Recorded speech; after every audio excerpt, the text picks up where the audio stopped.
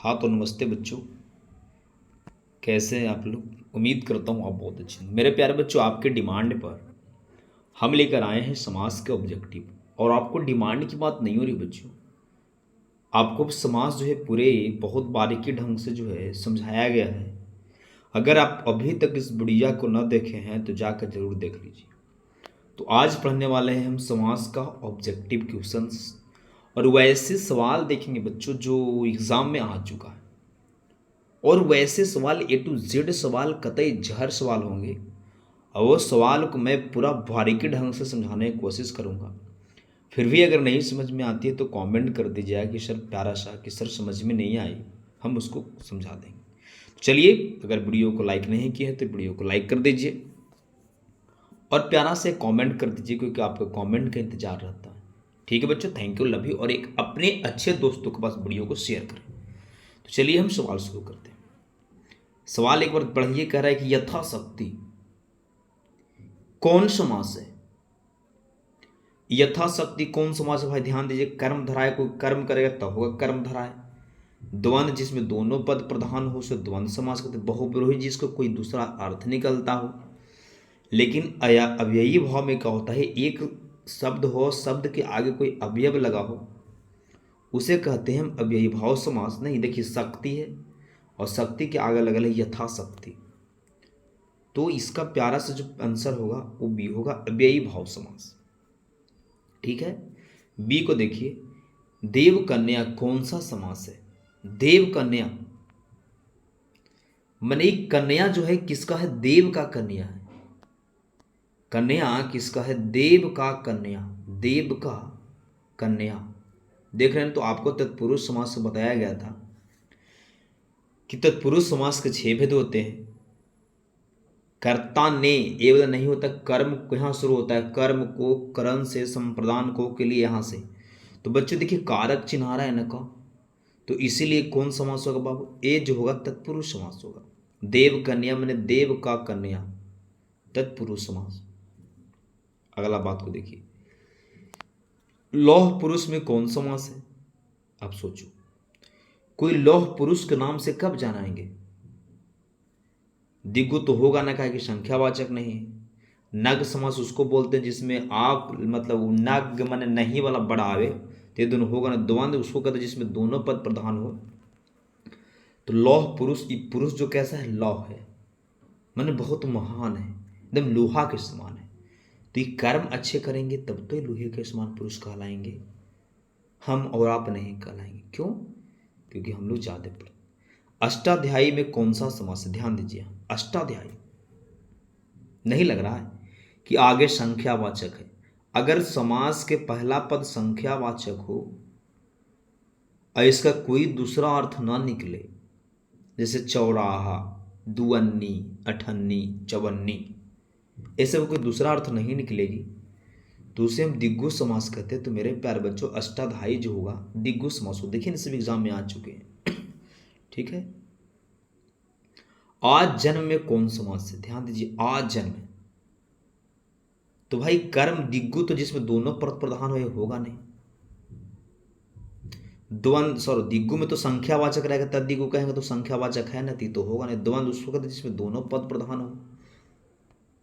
अब ये कर्म धरा है तो उसको कहते जो अच्छे अच्छे कर्म, नीलकमल, जो अच्छे अच्छे कर्म करेंगे तो होगा, कोई अच्छा कर्म हो या बुरा कर्म हो, वो तब कर्म धराए होंगे।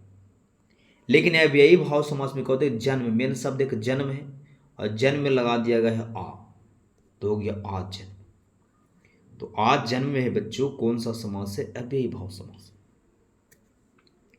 उम्मीद करता हूं यहां तक बहुत बारीकी से समझ चुके होंगे। अब आइए सवाल पे, करे जन्म मरण में कौन समास है? सोचो यहां, जिसमें जन्म मरण, रात दिन, ऊपर नीचे, दोनों पद प्रधान है, तो जन्म मरण कौन समास है? द्वंद्व समास। उम्मीद करता हूं यहां तक बात को समझ पाए। अव्ययी भाव समास में डैश डैश पर प्रधान होता है। अभी हम क्या बताएं कि अव्ययी भाव समास में माने देखिए जन्म है ना, तो जन्म है में पीछे वाला शब्द एक में लगा ये दिया गया था आ, यहां पर देखिए अभी आ जन्म, तो इसका पूर्व पद कौची होता है बाबू? प्रधान होता है। तो इसको मारेंगे हम अव्ययी भाव समास। अव्ययी भाव समास में डैश डैश डैश पद प्रधान होता है, तो अव्ययी भाव समास में जो है पूर्व पद जो है प्रधान होता है। तो प्यारा सा आंसर कहाँ जाएंगे? शनि पे। द्वंद्व समास है, ध्यान दे, द्वंद्व समास जिसमें दोनों पद प्रधान हो। प्रेम और सागर ये भी प्रधान है। सॉरी, द्वंद्व समास मैंने जगह दोनों पद प्रधान हो। प्रेम सागर माने प्रेम का सागर। दशानन तो दिग्गु समास है। प्रतिदिन ये तो अव्ययी भाव समास है। तो द्वंद्व समास दिन रात, दाल चावल, रोटी नमक, समझ रहे हैं कि नहीं? मुर्गा मछली, ये सारे के साथ द्वंद्व समास हो गए। तत्पुरुष समास का उदाहरण नहीं है। बहुत प्यारा सा आंसर है। तत्पुरुष समास का उदाहरण नहीं है। देखिए, पवन पुत्र मतलब पवन का पुत्र, राजपुत्र मतलब राजा का पुत्र, वनवास माने वन का वास, चाहे वन में वास होगा ना, वन में वास, तो वन। चौराहा एक हो जी सर, ये दिग्गु समास है। चौराहा कौन समास है? दिग्गु समास। तो करेक्ट कौन जो है तत्पुरुष समास का उदाहरण नहीं है? कौन जी पूछा है? तत्पुरुष समास का उदाहरण कौन नहीं है? तो चौराहा जो है तत्पुरुष समास का उदाहरण नहीं है। ठीक है ना? अब ध्यान दीजिए यहां से। करेक्ट कर्म धराय समास नहीं है। मैंने कर्म करे वाला आदमी नहीं है एकरा में। देखिए, कमल नयन, इसको नयन जो है कमल के समान है। एक बच्चा कहेंगे कि सर कब आया, दिखा दीजिए, तो लीजिए देख लीजिए। ये कह रहा है कि कौन जो है कर्म धराय समास नहीं है। कौन जो है एकरा में कर्म धराय समास नहीं है। तो ये कमल नयन है, तो है ये नयन मन होता आँख, कमल मन होता कमल, मन एक आँख जो है कमल जैसन है। तो ये अच्छा कर्म कर ले होती बउआ, तब नहीं इनखर आँख कमल जैसन है। बोलेंगे हाँ सर, तो ये तो तत्पुरुष कर्म धराय समास है। कृष्ण सर्फ, कृष्ण का सांप, ये भी है। नीलांबर, इसका जिसका नीला है अंबर, नीलांबर, ये भी कुछ कर्म किए तभी नीलांबर हुआ। लेकिन चवन्नी एक कौन समास है बाबू? दिग्गु समास है। चवन्नी कौन समास है? दिग्गु समास है। तो आकर कौन कर्मधारय समास नहीं है? तो बोल मारेंगे कि चवन्नी नहीं हो, कर्मधारय समास है जगरा में कर्म की बात होगा। वनवास ये तो तत्पुरुष समास है, नोट कीजिएगा। वनवास मतलब वन में बास, तत्पुरुष समास है। चंद्रमुख, जिसकी चंद्रमा जैसा मुख हो, चंद्रमुख, चंद्रमा के समान मुख। अब बताइए, इनखर मुंह एकदम चंद्रमा नियन है, हमनी के मुंह न है, लेकिन हमनी के मुंह जो है चंद्रमा नियन नहीं है बाबू। और इनखर मुंह जौन आदमी के मुंह चंद्रमा जैसा है, चंद्रमुख है, तो कहीं न कहीं तो अच्छे कर्म किए होंगे। तो कर्मधारय समास को हम अंडरलाइन करेंगे, चंद्रमुख को। ऋषि पुत्र माने ऋषि का पुत्र, तत्पुरुष समास। चतुर्भुज, दिग्गु समास। चतुर्भुज का है कि आगे चार लगल है ना, तो दिग्गु समास होगा। तो 11 के आंसर सी होगा। सेनापति में कौन समास है? सेनापति में कौन समास है? 12 पूछ रहा है कि सेनापति कौन समास है। माने सेना का पति, सेनापति माना हो, तोड़ेंगे इसको, तोड़िए तो सेना का पति, सेना का पति माने सेना का हस्बैंड। हाँ, सेना का पति का आ रहा है तो तत्पुकारक चिन्ह आ रहा, तत्पुरुष समास। बहुब्रीहि तो भाई जिसको कुछ अर्थ निकलेगा अलग। कर्म धराय मैंने कुछ कर्म करेगा। द्वंद्व मैंने जिसमें दोनों पद प्रधान होते होगा ना, सेनापति कौन होगा बाबू? तत्पुरुष समास। राजगृह कौन समास है? राजगृह मैंने राजा का घर, सोच के देखिए। राजगृह मतलब केमा सवाल सर? 13 सॉरी। राजगृह मतलब राजा का घर। राजगृह माने क्या होता है? राजा का घर। तो राजा का घर का रहा है ना, राजा का घर। तो कर्ता ने कर्म को करण से संप्रदान को के लिए अपदान से, समझ रहे हैं ना, कर्ता ने कर्म को करण से संप्रदान को के लिए संबंध काके की, तो ये संबंध तत्पुरुष होगा, राजगिरी संबंध तत्पुरुष होगा, लेकिन तत्संबंध दिले नहीं तो तत्पुरुष ही ठीक करेंगे ना। किस समास में दोनों पद की प्रधानता होती है उसे क्या कहते हैं? देखिए ये सब सवाल देखो बाबू, कितना बेहतर सवाल है। ये सब मैट्रिक में आया हुआ है बाबू, इसलिए हम बच्चे 9th और 10th दोनों को बताना चाहता हूँ कि मेरे से एक बार ग्रामर पढ़ के देखिए, उसके बाद अगर एक भी सवाल छूट जाता है बच्चों तो मैं इसका गारंटी लूँगा। समझ रहे हैं ना? डेट को देखिए कितने बार पूछे हैं, देख रहे हैं ना? जितने में अंडरलाइन हो रहा है उसको अब ध्यान से समझने की कोशिश करें, देखिए ना। तो मेरे प्यारे बच्चों, किस समास में दोनों प्रधान पद होते हैं? तो द्वंद्व समास के दोनों पद प्रधान होते हैं। बोलेंगे सर ठीक है, बिल्कुल समझ रहे हैं, 14 का ऑप्शन और बी होगा। अज्ञान शब्द कौन समास है? अज्ञान आपको बुलाए थे कि एक होता है नग्न समास, जिसको में मतलब नकारात्मक बढ़ाते हैं, उसके हम अनग्न समास कहते हैं। नकारात्मक बड़ में ज्ञान होना चाहिए, तो इसमें कह रहा है अज्ञान, मतलब ज्ञान नहीं है। तो अज्ञान जो है बच्चों नकारात्मक थे, नग्न समास को कहते हैं। तो ऑप्शन नंबर सी। लंबोदर शब्द कौन सा समास? देखिए इसका अर्थ निकल रहा है लंबोदर, जिसका उदर लंबा हो उसे हम लंबोदर कहते हैं। उदर माने पेट होता है बाबू, जिसका पेट बड़ा होता है उसे लंबोदर कहते हैं। ये बतिया गणेश जी को बोला जाता है, तो इसका अर्थ निकल रहा है दूसरा नाम। तो जब दूसरा अर्थ निकले तो बहुब्रीहि समास होगा। प्रत्येक शब्द कौन समास है? प्रत्येक प्रत्येक, देख रहे हैं ना? प्रत्येक तत्पुरुष तो होगा ना, द्विगु तो होगा ना, द्वंद्व तो होगा ना। ऐसे कैसे काट देते हैं सर? ये ऐसे आप कैसे काट दे रहे हैं मेरे गुरुजी कि तत्पुरुष तो होगा ना, द्विगु तो होगा ना, द्वंद्व तो होगा ना, तो कौन वाला होगा? यही ना मेरे प्यारे बच्चों, ऐसे काटा जा रहा है।